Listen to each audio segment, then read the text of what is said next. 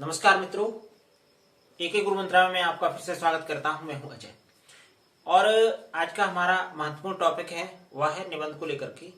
निबंध किस प्रकार परीक्षा में आता है।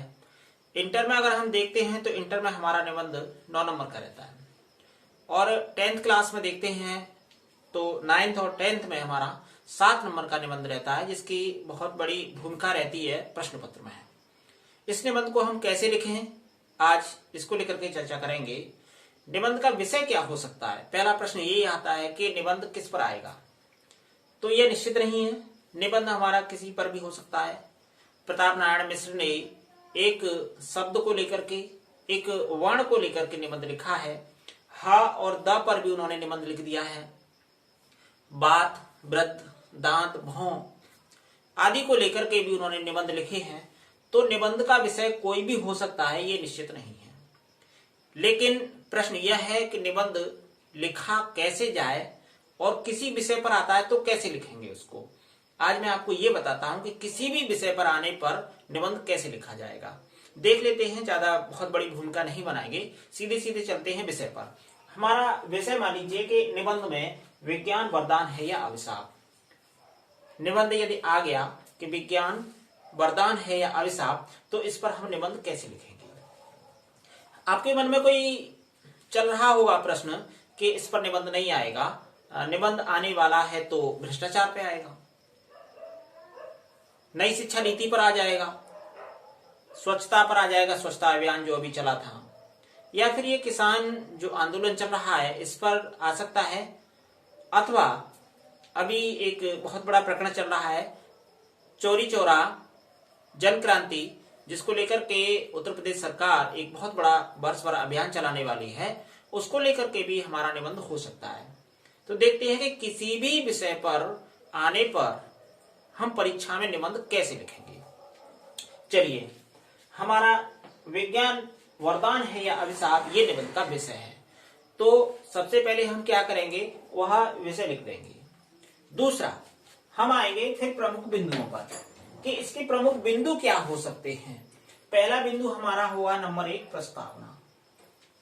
पहले हम इसकी रूपरेखा बनाएंगे, एक हेडिंग डालेंगे और हेडिंग के तहत हम लिख लेंगे कि पहला हमारा क्या टॉपिक रहेगा, प्रस्तावना। दूसरा हमारा जो बिंदु रहेगा, विज्ञान से हमारा तात्पर्य, वही जो हमारा विषय दे रखा है कि किस पर निबंध आएगा। विज्ञान से हमारा तात्पर्य। अगला तीसरा बिंदु हमारा होगा कि विज्ञान से होने वाले लाभ। अब ये विज्ञान से जो लाभ होंगे वो कौन कौन से होंगे, तो देखिए, चिकित्सा के क्षेत्र में लाभ हो सकता है, कृषि के क्षेत्र में हो सकता है, शिक्षा के क्षेत्र में हो सकता है, अन्य किसी क्षेत्र में हो सकता है। लाभ के इतने क्षेत्र हैं कि जिसकी गिनती नहीं की जा सकती। किसी भी क्षेत्र में लाभ हो सकता है।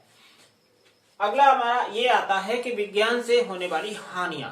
तो विज्ञान से होने वाली हानियां भी बहुत हैं, उसके भी क्षेत्र बहुत हैं। अब उसके बाद हमारा अगला हेडिंग यह भी आ सकता है कि इन हानियों को रोकने के उपाय क्या हैं, हमारे द्वारा इसको क्या प्रयास किए जा सकते हैं, या फिर सरकार द्वारा इसके लिए रोकथाम के लिए क्या प्रयास किए जा सकते हैं।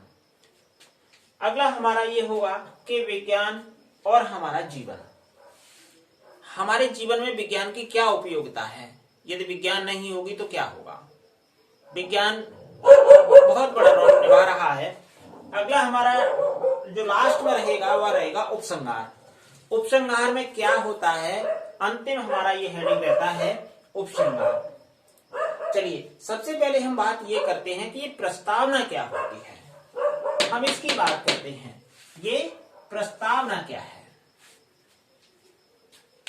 प्रस्तावना में देखेंगे कि हमें कहीं से भी उठा लेंगे कोई एक प्रकरण, लेकिन विज्ञान वरदान या अभिशाप इस पर हम छोड़ देंगे। जैसे मान लीजिए कि आप घरों में सब्जी बनाते हैं और सब्जी बनाने के लिए अनेक प्रकार का सामान एकत्रित करते हैं और उस सामान को इकट्ठा करने के बाद हम उसका एक नाम रख देते हैं सब्जी, जब हमारी तैयार हो जाती है। या फिर ऐसे मानिए कि हम शादियां करते हैं, तो शादी से पहले जो हमारी तैयारियां होती हैं, जो व्यवस्थाएं की जाती हैं, वो सब हमारी क्या है, प्रस्तावना है। चलिए विज्ञान में इस विषय को लेकर के हम कैसे प्रस्तावना करेंगे ये देख लेते हैं। मनुष्य की 3 मूलभूत आवश्यकताएं थी, रोटी, कपड़ा और मकान। और इन 3 मूलभूत आवश्यकताओं की पूर्ति के लिए मनुष्य ने नित्य प्रति नए नए क्षेत्रों को चुना, आविष्कार किए। आदिकालीन जो मानव था वह केवल जंगल में रहा करता था और जंगल में रहते रहते जैसे जैसे उसकी आवश्यकताएं बढ़ती गईं वैसे वैसे उसने आविष्कारों को जन्म दिया। आवश्यकता ही आविष्कारों की जननी होती है और वही आविष्कार हमारे क्या कहलाए, विज्ञान कहलाए। वही आविष्कार किसका रूप धारण कर लेते हैं, विज्ञान का रूप धारण कर लेते हैं। हमने जहां से भी प्रारंभ किया और हम प्रस्तावना में बताते हुए किस टॉपिक पर आ गए कि विज्ञान। अब देखेंगे कि ये विज्ञान है क्या, विज्ञान से हमारा तात्पर्य क्या है, तो इसकी परिभाषा बताएंगे कि विज्ञान क्या है। विज्ञान के बारे में बताएंगे। विज्ञान आविष्कार हैं, किस प्रकार हैं, ये सभी हम इस टॉपिक में रखेंगे। अगला हमारा जो हेडिंग था कि विज्ञान से होने वाले लाभ, तो लाभ में हम एक एक क्षेत्र को उठा लेंगे। कृषि के क्षेत्र में हमारा क्या लाभ है, तो पहले कृषि किस प्रकार की जाती थी, हल और बैल के द्वारा की जाती थी। उसके बाद धीरे धीरे इसमें विकास हुआ, आधुनिक विज्ञान ने प्रवेश किया और आधुनिक उपकरणों का जन्म हुआ। आधुनिक उपकरणों के अंतर्गत क्या क्या देखते हैं कि हमारा ट्रैक्टर आ रहा है, आधुनिक मशीनें आ रही हैं और उन मशीनों ने हमारी कृषि को एक उपयोगी कृषि बना दिया, उसमें एक क्रांति कर दी, जिसमें हरित क्रांति भी आ सकती है, अनेक क्रांति आ सकती हैं, श्वेत क्रांति आ सकती है, दुग्ध क्रांति आ सकती है। अनेक क्रांतियां हमारी इसमें लिखी जा सकती हैं। कह सकते हैं कि हम लाभ के अनेक क्षेत्र बता सकते हैं। इसी प्रकार हमारा जो हानि का क्षेत्र होगा, जिन क्षेत्रों में हानि होगी जिन क्षेत्रों में लाभ होगा उनमें हानि भी निश्चित है। अब हानि कैसे हो सकती है, कहां कहां हो सकती है। मान लीजिए कृषि के क्षेत्र में हमें हानि बतानी है तो हम बता सकते हैं कि यदि जो हम कीटनाशक दवाओं का प्रयोग कर रहे हैं अधिक मात्रा में कर देते हैं तो हमारी फसल नष्ट हो सकती है, या उचित समय पर नहीं करते हैं तो भी हमारी फसल नष्ट हो सकती है। तो हानि के भी अनेक क्षेत्र हैं। चिकित्सा के क्षेत्र में चिकित्सा ने जो जीवन वरदान दिया है, अगर हम उसका ठीक से उपयोग नहीं करते हैं तो वो हमारे लिए हानिकारक होता है। चाहे वो रक्षा के क्षेत्र में हो, किसी क्षेत्र में हो, विज्ञान हमें लाभ दे रही है तो वहां हानि भी दे रही है।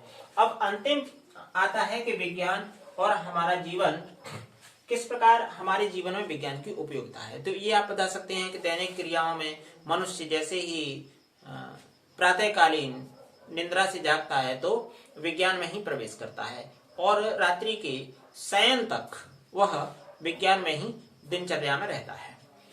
अंतिम जो हमारा रहता है उपसंहार, कि उपसंहार में क्या रहता है। उपसंहार में हम इस पूरे का निचोड़ बताते हैं, निष्कर्ष बताते हैं।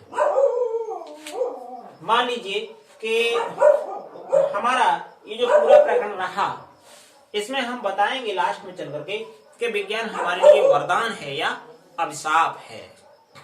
विज्ञान का हम उपयोग करेंगे ये हमारे ऊपर निर्भर है कि हम उसे वरदान के रूप में उपयोग करते हैं या अभिशाप के रूप में करते हैं। चलिए अगला हमारा जो टॉपिक है, अब विज्ञान वरदान है या अभिशाप, इस पर नहीं आया निबंध। और मान लीजिए हमारा निबंध आ गया कि चौरी चौरा जन क्रांति। हमारा क्या टॉपिक हो सकता है, चौरी चौरा जन क्रांति। क्या हो सकता है, चौरी चौरा जन क्रांति पर हो सकता है। तो वही हमें करना कुछ नहीं है, प्रमुख बिंदु हमारे वही रहेंगे, केवल इसके स्थान पर ये विषय बदल जाएगा कि चौरी चौरा जन क्रांति। प्रस्तावना में हम ले लेंगे कि मनुष्य एक सामाजिक प्राणी है, समाज में रहकर के अपना जीवन यापन करता है और समाज की व्यवस्थाओं, रीति नीति के अनुसार वह अपना जीवन यापन करता है, जिसमें अनेक प्रकार के कानून भी उसको चारों ओर से जकड़े हुए होते हैं। समाज सामाजिक संबंधों का जाल होता है। समाज में किस प्रकार मनुष्य अपना जीवन यापन करता है, कानून के दायरे में रहकर के कैसे वो अपना जीवन यापन कर सकता है, धर्म, रीति रिवाज, परंपराएं किस प्रकार उसे जकड़े हुए होती हैं, ये सारी बातें हम उसमें बताएंगे। और बताते हुए हम ये आएंगे कि मनुष्य अपना जीवन यापन आनंद के साथ, सुख के साथ करना चाहता है और उस सुख की प्राप्ति के लिए अनेक क्रियाकलाप भी करता है। उन्हीं क्रियाकलापों में उसकी एक सुख प्राप्ति के लिए जो क्रिया की गई वह थी चौरी चौरा जन क्रांति। क्या थी? चौरी चौरा जन क्रांति। अब ये प्रस्तावना में हमने बताया, उसके बाद हम देखेंगे कि चौरी चौरा से हमारा तात्पर्य, ये चौरी चौरा है क्या। अब इसके स्थान पर जो विज्ञान से हमारा तात्पर्य है, इसके स्थान पर हम क्या ले लेंगे कि चौरी चौरा जन क्रांति से हमारा तात्पर्य। तो इसमें हम बताएंगे कि चौरी चौरा है क्या। गोरखपुर के निकट एक स्थान है चौरी और चौरा, ये दो गांव हैं और दो गांव के बीच का जो क्षेत्र था वो कहलाया आपका चौरी चौरा। इसके बारे में हमने आपको बताया कि ये चौरी चौरा है क्या, किस क्षेत्र का है। उत्तर प्रदेश का, और उत्तर प्रदेश में जो गोरखपुर जिला पड़ता है उस जिले का एक स्थान जो संयुक्त रूप से है वह है आपका चौरी चौरा। हमने ये बता दिया कि चौरी चौरा से हमारा तात्पर्य क्या है। अब अगला जो हमारा हेडिंग होगा नंबर 3, तो अब ये विषय के अनुसार ही होगा कि चौरी चौरा जन क्रांति क्यों हुई, इसके पीछे कारण क्या था। तो चौरी चौरा जन क्रांति के पीछे कारण अब आप बता सकते हैं कि उस समय असहयोग आंदोलन चल रहा था, हमारा देश अंग्रेजों के अधीन था और 4 फरवरी 1922 को असहयोग आंदोलन में जो क्रांतिकारी जा रहे थे, जो आंदोलन चल रहा था, उसी में से एक भीड़ की टुकड़ी उस चौकी की ओर चल दी, थाने की ओर चली गई, जहां पुलिस से मुठभेड़ हो गई और उस मुठभेड़ में जो समूह था वह बेकाबू हो गया और उसने उन पुलिस वालों को उस थाने में ही बंद करके उसमें आग लगा दी, जिसमें बंधु 23 पुलिस वाले मारे गए थे। लेकिन इसके पीछे बहुत बड़ा कारण है, केवल यही नहीं है कि पुलिस वालों को मार दिया गया, अकारण कोई किसी को मारता नहीं है। यह जो पुलिस वाले थे ये अंग्रेजी सत्ता के अधीन थे, वह भी अत्याचार कर रहे थे। जमींदार, कांग्रेस सरकार के जो उस समय नेतृत्वकारी जो नेता थे वह भी उन जमींदारों का समर्थन कर रहे थे और अंग्रेजी नीतियां भी उसी का समर्थन कर रही थी। एक पक्ष था उसका दलित और शोषित वर्ग था, पिछड़े वर्ग से भी कुछ लोग उसमें शामिल हुए थे, मुस्लिम वर्ग था। दलित, शोषित, पिछड़ा वर्ग और मुस्लिम वर्ग, ये 3 वर्ग ऐसे थे जिनका शोषण जमींदार कर रहे थे, अंग्रेजी शासन कर रहा था, पुलिस वाले कर रहे थे और उससे छुटकारा पाने के लिए किसानों ने एक आंदोलन छेड़ रखा था अपनी भूमि को बचाने के लिए। आज आप देख रहे हैं कि जगह जगह आंदोलन हो रहे हैं। आंदोलन ही एक ऐसा एक उनका माध्यम था जो अपनी आवाज को उठा सकते थे। चलिए, ये हमने अभी आपको बताया कि चौरी चौरा जन क्रांति क्यों हुई। अगला हमारा ये आएगा कि चौरी चौरा जन क्रांति से होने वाली हानियां, होने वाले लाभ, और उसके बाद हम बताएंगे उपसंहार में।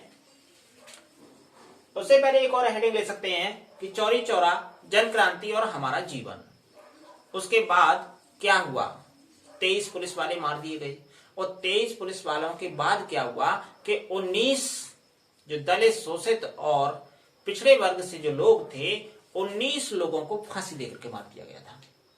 ऐसी घटनाएं हम इस निबंध में लिख सकते हैं और अंत में जो उपसंहार है कि अगर हमारा शासन अच्छा रहा होता, यदि कांग्रेसी नेता पक्षपाती नहीं रहे होते, तो निश्चय ही यह चौरी चौरा जनक्रांति नहीं होती, 19 लोगों की हत्या नहीं होती, 23 पुलिस वाले नहीं मारे जा सकते थे। हमने बताया ये इस विषय को लेकर के चौरी चौरा जनक्रांति। अब बात करते हैं कि हमारा इस पर भी निबंध नहीं हो सकता, और निबंध हो सकता है हमारा पर्यावरण पर। किस पर हो सकता है? पर्यावरण पर हो सकता है। एक बार फिर समझ लीजिए कि निबंध का कोई विषय निश्चित नहीं होता, निबंध हमारा किसी भी विषय पर हो सकता है, लेकिन हम लिखेंगे कैसे? लिखने की वही नीति है हमारी कि हमें केवल यहाँ इस टॉपिक को चेंज करना है। विज्ञान वरदान या अभिशाप के स्थान पर हम लिख लेंगे पर्यावरण। अब वही हमारा टॉपिक आएगा कि सबसे पहले प्रमुख बिंदु रहेगी प्रस्तावना। विज्ञान से हमारा तात्पर्य जो अभी हम ले रहे थे उसके स्थान पर लेंगे पर्यावरण से हमारा तात्पर्य। दूसरा हेडिंग समझ में है, पर्यावरण से हमारा तात्पर्य। दूसरा, पर्यावरण से होने वाले लाभ, पर्यावरण दूषित होने से होने वाली हानियां, पर्यावरण और हमारा जीवन। पर्यावरण को दूषित होने से बचाने के लिए क्या क्या उपाय हो सकते हैं, हमारे द्वारा क्या हो सकते हैं, सरकार के द्वारा क्या हो सकते हैं, ये सारी हेडिंगें हम इसमें डाल सकते हैं। और अंतिम में आता है हमारा उपसंहार, कि उपसंहार में हम लिखेंगे कि यदि पर्यावरण हमारा स्वच्छ होगा या स्वच्छ नहीं होगा तो हमारे जीवन पर क्या प्रभाव पड़ेगा। ये किस पर निर्भर है, पर्यावरण को स्वच्छ रखना अथवा न रखना, ये किस पर निर्भर करता है, ये हम उपसंहार में ही लिखेंगे। अब मान लेते हैं कि हमारा ये जो निबंध है पर्यावरण पर भी नहीं आया और ये आ गया भ्रष्टाचार पर।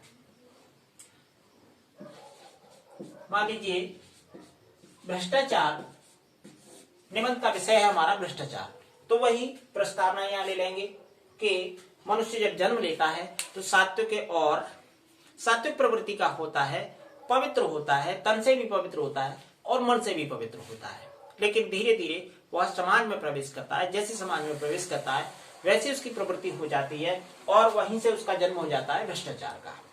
भ्रष्टाचार हमने इस प्रस्तावना में बताया। दूसरा हमारा जो टॉपिक रहता है वह है कि भ्रष्टाचार से हमारा तात्पर्य, ये भ्रष्टाचार है क्या, हम इसके बारे में बताएंगे। ऐसा आचरण जो भ्रष्ट है, समाज द्वारा जो स्वीकृत नहीं किया जाता, समाज इसको अनुमति नहीं देता, ऐसे आचरण वे सब क्या कहलाते हैं, हमारे भ्रष्टाचार कहलाते हैं। ठीक है, ये बात समझ में आ गई होगी आपकी। अब बात करते हैं कि भ्रष्टाचार से होने वाले हानियां, क्योंकि लाभ इससे नहीं होते, ना के बराबर कभी कोई लाभ भी मान लेते हैं कि भ्रष्टाचार से कभी कभी लाभ भी हो जाता है। वो लाभ कैसे हो सकता है ये बताने का विषय नहीं है, आप सब समझदार हैं, लेकिन हानियां हर प्रकार से हैं। भ्रष्टाचार और हमारा जीवन, भ्रष्टाचार किन किन क्षेत्रों में हो सकता है, भ्रष्टाचार को रोका कैसे जा सकता है, हमारे द्वारा भ्रष्टाचार को कैसे रोका जा सकता है, सरकार द्वारा भ्रष्टाचार को रोकने के लिए क्या उपाय किए जाते हैं, भ्रष्टाचार कैसे होता है, क्यों होता है, इसके पीछे क्या कारण है, तो कारण और निवारण ये सभी हम हेडिंगों में ले सकते हैं। और अंतिम में हमारा रहता है उपसंहार। उपसंहार में वही रहता है जो पूरे निबंध का एक निचोड़। निश्चय ही निबंध आज का जो हमारा टॉपिक था आपकी समझ में आया होगा। हमारा पूरा वीडियो देखने के लिए आपका बहुत बहुत धन्यवाद। यदि चैनल आपको हमारा अच्छा लगा हो तो इस चैनल से जुड़ने के लिए, अगला वीडियो पाने के लिए चैनल को सब्सक्राइब अवश्य करें। धन्यवाद।